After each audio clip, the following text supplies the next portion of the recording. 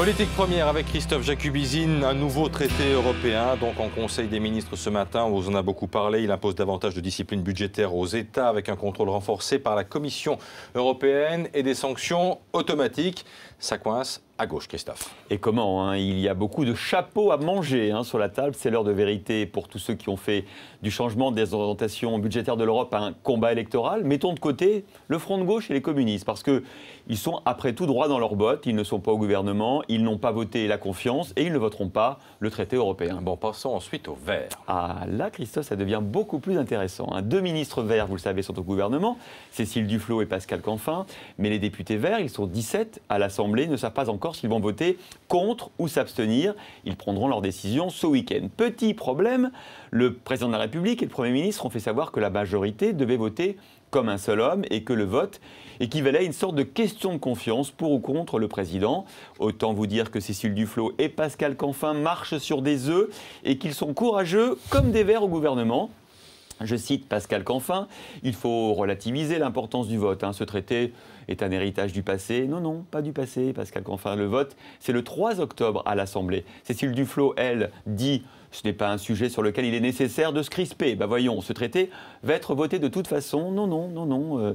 Cécile Duflot, la politique, c'est la clarté et l'engagement vis-à-vis de ses électeurs. Je ne suis pas sûr qu'on progresse de ce côté-là. Que se passe-t-il chez les socialistes? Ah, là encore, il va falloir avaler des couleuvres. Même ceux qui ont voté non en 2005 sont invités à voter oui en 2012.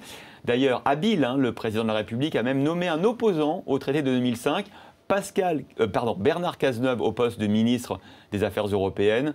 Les autres nonistes sont invités à faire comme le ministre.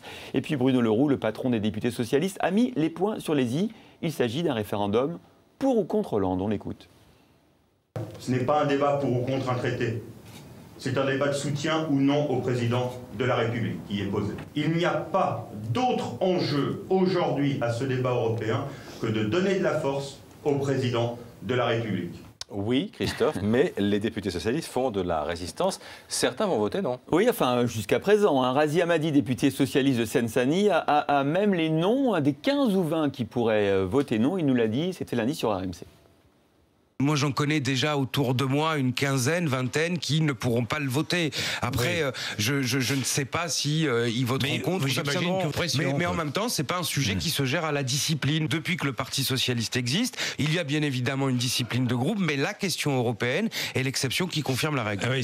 Bon, on a les noms, Christophe, on verra bien qui votera non finalement in fine. Alors de toute façon, il n'y a aucun risque pour le gouvernement à l'Assemblée. Il y dispose d'une très large majorité, 223 députés de plus que la majorité absolue, sans compter même les Verts.